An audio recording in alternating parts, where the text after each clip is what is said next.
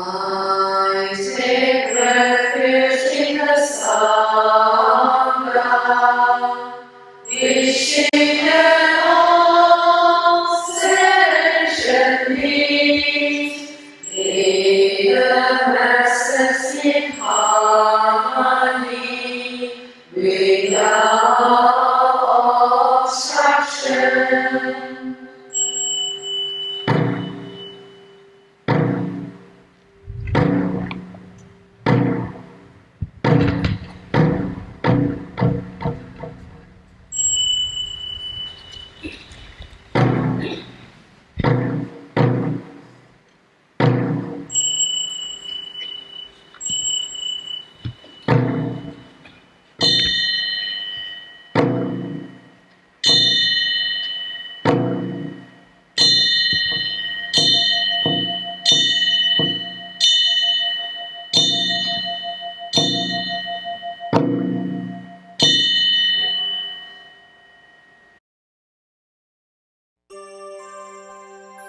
佛诞节祈愿文：慈悲伟大的佛陀，我们在此地虔诚恭敬的礼拜，因为你诞生到世间来了，你一手指天，一手指地，发出天上天下唯我独尊的宣言。你脚踏七步，莲花朵朵，用清净法水洗涤娑婆尘土，从此人间有了光明，从此人间有了佛法。佛陀，慈悲伟大的佛陀，供应你降诞在娑婆世界。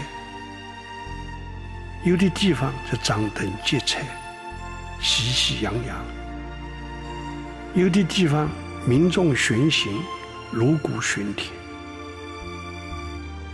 寺院举行浴佛典礼，信徒全家庆祝佛诞。这是佛子们在纪念你的恩德，这是佛子们在感念你的福佑。哦，伟大的佛陀，请悲悯我福薄得浅，只能以思念慈母的心情，称你伟大佛陀的圣号。慈悲伟大的佛陀，我们愿尽形寿，传扬真理；我们愿信生命，广度有情。慈悲伟大的佛陀，请你接受我至诚的祈愿，请你接受我至诚的祈愿。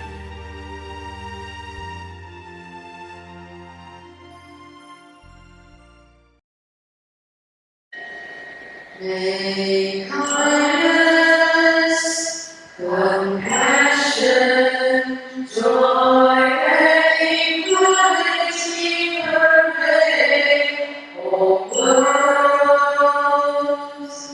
May we cherish and build affinities to benefit all beings.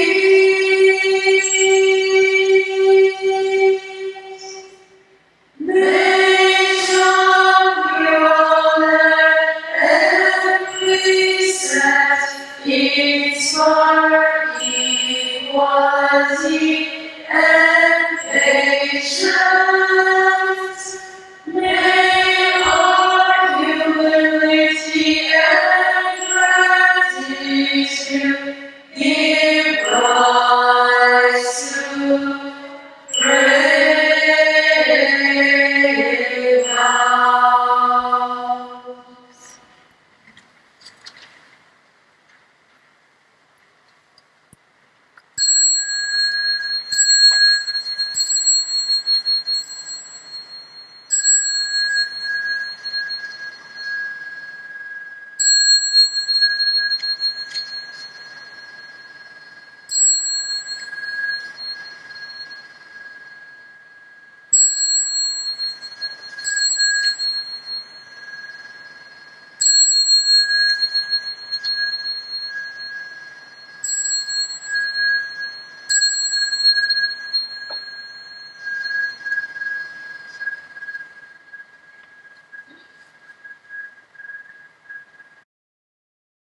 Auspicious greetings to our friends around the world.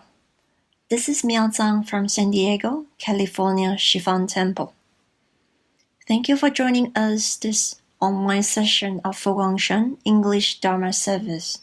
I hope this talk finds you all well and in good health.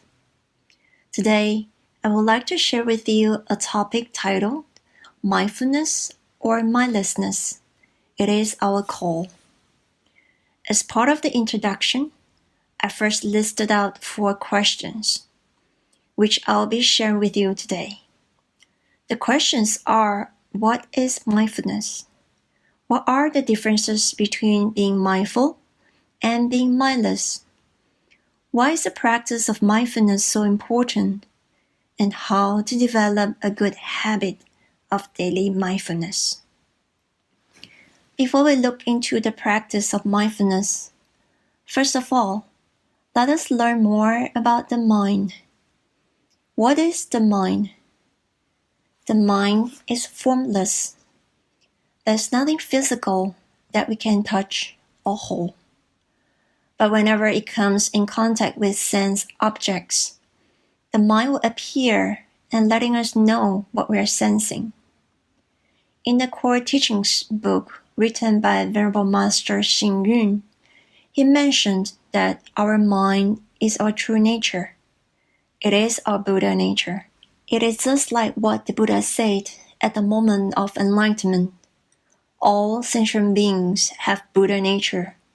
The only reason we do not see our own Buddha nature is because it is obscured by ignorance and delusion. Thus, the mind is an important factor in our practice. It has the potential to be trained mindfully and wholesomely. In Samyutta Agama, it stated, because the mind is afflicted, living beings are afflicted. Because the mind is purified, living beings are purified.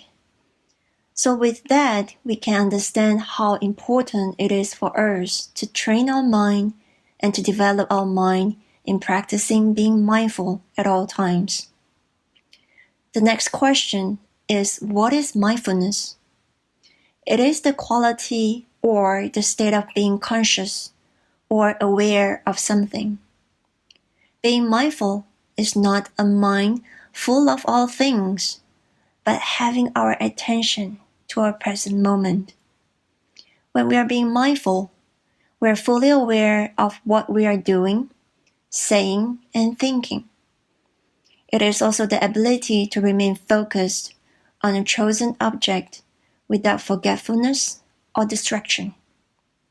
When we are being mindful, we are able to remember things better as we have our mind on it. The next question is, what are the differences between being mindful and being mindless? When we are being mindful, everything is clear, everything is focused. Whatever that we perceive, whatever that we have in our mind, all of our thoughts are pretty clear. However, if we are mindless, our mind is not on the things we perceive, nor the things we are doing. Also, we will do whatever we are used to do and react in a certain way that we used to react. Oftentimes, we just turn on the autopilot mode, doing things without knowing or seeing things without really paying attention to them. We are not being observant, not being able to stay focused on what we want to do. Just like this man, looking at the mall directory, you are here, but your mind is somewhere else. When we have our daily activities, I believe some of us might have similar experience where we thought of doing a certain thing, but after halfway through the corridor, our mind might just go blank and forget what we have in mind before. If we are being mindful, this will not happen. Also, when we are mindless, we are unable to focus. It's just like looking at this photo here. We might just stare blankly at the words, or certain things, and our mind is somewhere else. This is another example of being mindless. On the other hand, if we are able to stay focused, we'll be able to see what is really in front of us and not being led by our emotions or habits. Thus, these are the differences between being mindless and mindful. So why is the practice of mindfulness important? The practice of mindfulness is important because we will be more aware of what we do, what we say, and what we have in mind. When we are not practicing mindfulness, we might just follow our habitual tendencies in doing the things we usually do and not knowing what we are doing. It is just like we are being reminded from time to time not to touch our faces before washing our hands, especially during this COVID-19 pandemic. However, how many times do we touch our faces in every hour? According to Healthline, it is an approximate of 16 times in an hour that we might touch or scratch our faces. This is habit. It is something that we are so used to do every time, and our mind is not on it when we are actually doing that. Personally, I have similar experience where I was overwhelmed with the things I need to do, and my mind was taken over by habits. I remember there was one time the temple was in an urgent need of mailing labels, so I drove out to the nearby office depot. When I stopped in front of the store, got off the car, I just realized that I was in front of Staples instead of Office Depot. It is because I was so used to going to Staples for printing materials, my mind was actually driven by the habitual tendencies without knowing it. Now let us look at the photo. Can you find a mistake? As part of our intellectual habit, our mind is led by our pre-assumption and focusing straight onto the numbers. However, look again and we will see the mistake. If we reflect upon what we perceive and conceive, oftentimes when we hear a certain word or see a certain thing, our mind develops and interprets in a way of how we would like to see it, not the way as it is. Thus, we will not see the things as they are, but the things that we have in our mind. From this experience, we can learn that when we are emotionally driven or habits driven, we are not being mindful. Worse still, we might do or say things that we might regret later. Remember, we have the three poisons of greed, hatred, and ignorance, embracing us in the moments when we are not paying attention. Just like the iceberg theory, on the surface, we can only see the tip of the iceberg when we are mindful, whereas we will not be able to see the whole iceberg that is underneath the ocean when we are mindless. Take for example, how do we like to eat a certain food at the first place? It started with the first pleasant experience when we tasted the food. Second time, when we tasted again, similar experience, but this time with a slight greediness to eat more. If this were to continue, we might have ended up overeating, as we are not aware of the greediness within our mind. This becomes our habit. The same goes to if we experience something unpleasant, we become frustrated or agitated. If similar scenario were to happen again, we will have hatred embracing our mind. Eventually, we have unintentionally cultivated this unwholesome habit. On the other hand, if we can practice being mindful at all times, we'll try our best to be aware of our action and act wholesomely.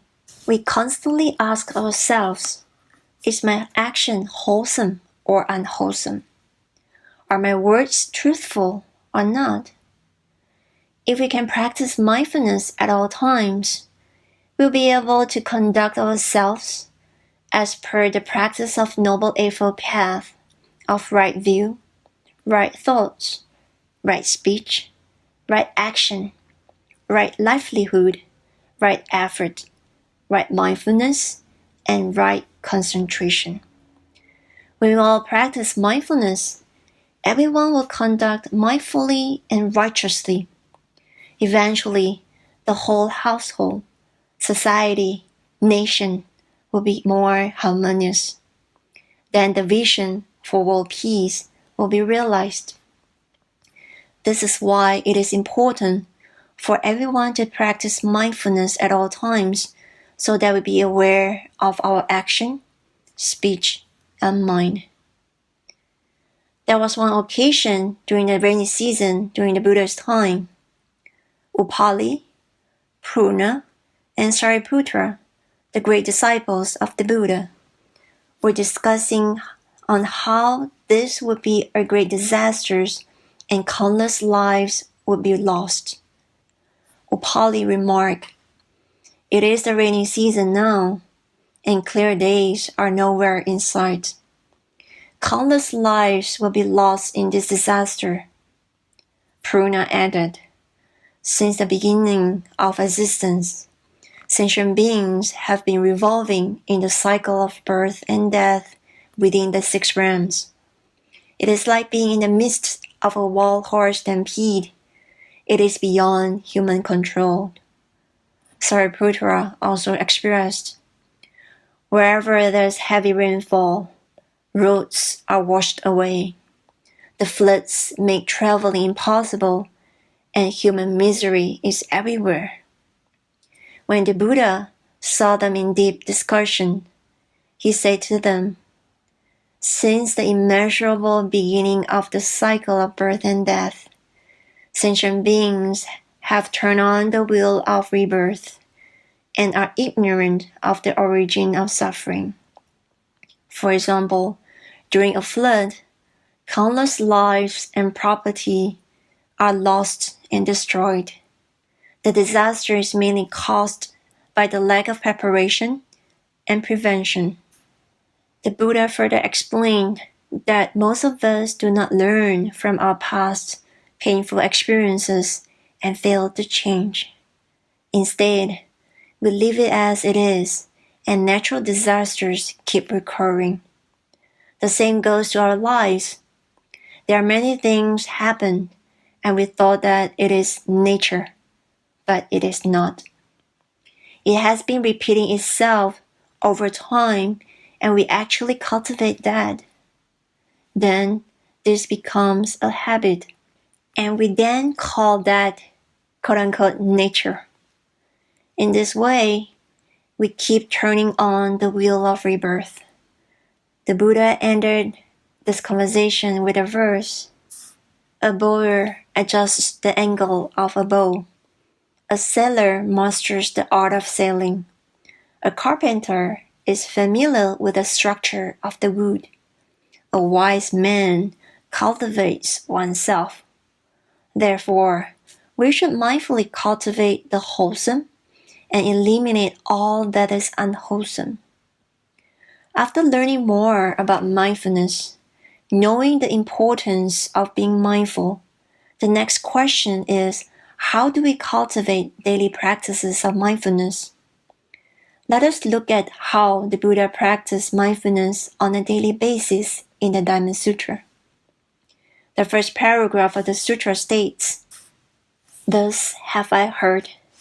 At one time, the Buddha was in the city of Saravasti at the Jeta Grove Monastery with a gathering of monks numbering 1,250. At mealtime, the well-honored one put on his robe, picked up his bowl, and went to the city of Saravasti to beg for food. After he had gone from house to house, he returned to the grove.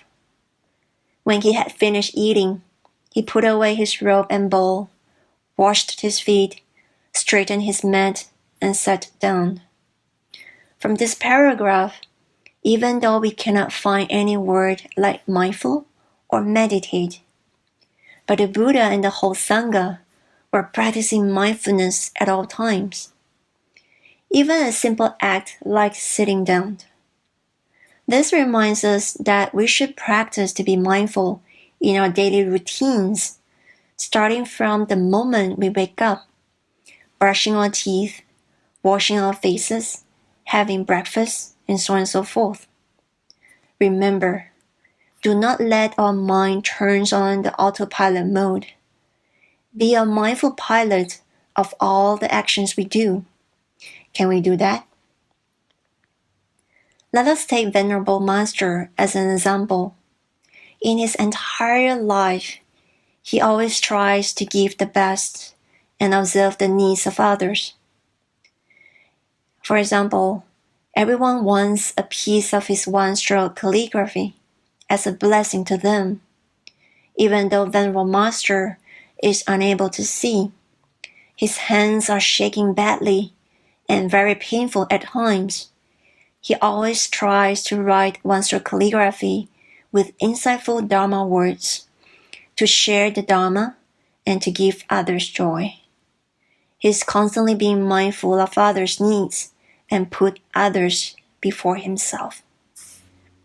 As for myself, from time to time, I might accidentally turn on the autopilot mode and act mindlessly.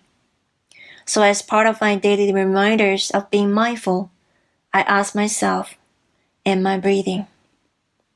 With this reminder, it helps to bring my attention to my breathing and to the present moment, especially when I might be impatient over a certain weight or overwhelmed with many things to do. With this reminder of am I breathing, it brings my attention to my thoughts and reaction at the point of time. Breathing is essential. Breathing is what we do since day one. If we can relate breathing to mindfulness, as what the Buddha suggested, whenever we are being agitated or tempted by what we perceive and experience, we remind ourselves to breathe. When we are aware of our breathing, we kind of pause for a while and bring our focus to the present. If we can be aware and mindful at those times, will we still be emotionally and externally influenced? If we make it a wholesome habit of reminding ourselves, breathing, and being mindful, we will then put our mind into the things we do and the words we say. Another mindful practice we can cultivate is mindful hand washing, since we might be washing our hands more often than before. When we are washing our hands, what do we usually have in our mind in that 20 seconds or more? Do we have our mind on it? I would like to share with you this mindful hand washing. First, we wet our hands. Turn off the faucet. Apply some soap onto our hands. As we scrub our hands with soap, going through fingers by fingers, nails by nails, palm by palm, in our mind, we can start mindfully observing our breathing. Breathing in, may I be well. Breathing out. Breathing in, may I be happy. Breathing out. Breathing in, may I be healthy. Breathing out. Breathing in, may I be filled with loving kindness. Breathing out. Breathing in, may I cleanse my mind as I cleanse my hands. Breathing out. By then, 20 seconds has passed and our hands are clean.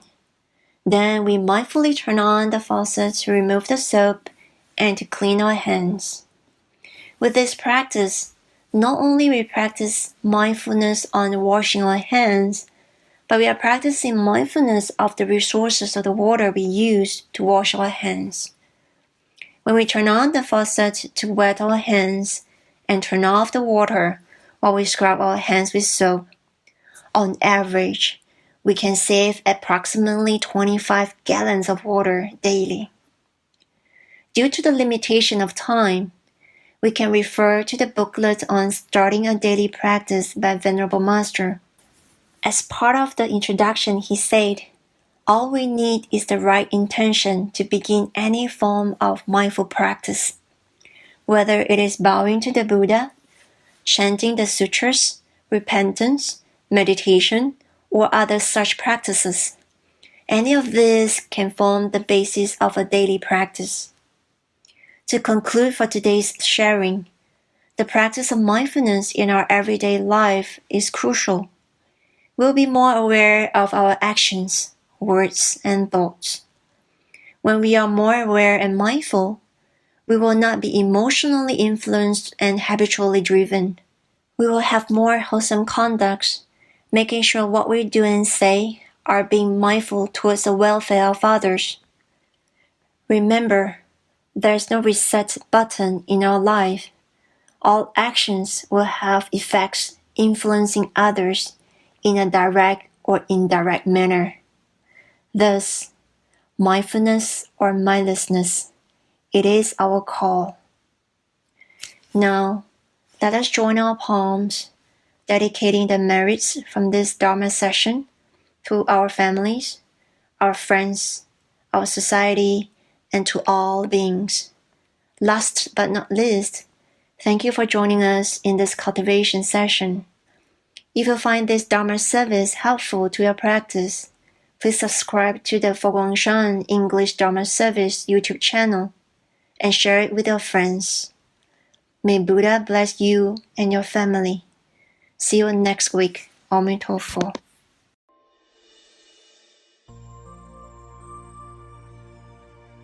Bathing the Buddha. On April the 8th, over 2,600 years ago, Queen Maya gave birth to Prince Siddhartha under an Asoka tree in Lumbini Garden. He was to become the Buddha after leaving worldly life behind and attaining enlightenment. After his birth, with one hand pointing to the heavens and the other down to the earth, the prince said, "Heaven above and earth below, I am the world-honored one," which meant in all the universe, only realizing our Buddha nature is most noble and most valuable. At that moment, the 4 heavenly kings and 9 dragons rained fragrant water from the sky, bathing the body of the prince. So, this day each year, Buddhists prepare a sweet tea from fragrant herbs and spices and bathe statues of the Buddha in celebration of the Buddha's birthday. The significance of bathing the Buddha. As we hold the ladle of pure water in our hands, facing the statue of Prince Siddhartha, we should sincerely pray for the merits of bathing the Buddha, purifying our afflictions and defilements of greed, desire, anger, and hatred. We should pray for peace in the world and an end to violence, deceit, and evil. We should pray for our troubled world to be transformed into the Pure Land and all minds to be guided onto the Bodhi path. This is the true meaning of bathing the Buddha. What mindset should we have when bathing the Buddha? Number 1, faith. We should give rise to a joyful mind and have a deep faith in the merit of bathing the Buddha. When we pour water over the Buddha, we are also cleansing our own minds. Number 2, sincerity. When we bathe the statue of the Buddha, it is as if the Buddha is before us, and we have cultivated the greatest merit in the world. We should transfer this merit to all sentient beings, grow in wisdom together, and create positive conditions. Number 3, righteousness. We wish to be rid of karmic obstructions and to purify our minds. We wish for the merits of bathing the Buddha and pray for peace in the world and happiness for all humanity. The benefits of bathing the Buddha. In the Sutra on the merits of bathing the Buddha, the benefits are: number 1, you will have wealth, happiness, good health, and longevity. Number 2, all your wishes will be fulfilled. Number 3, your relatives, friends, and family will all be at peace. Number 4, you will bid a long farewell to the 8 difficulties and forever escape the conditions of suffering. Number 5, you will attain quick enlightenment.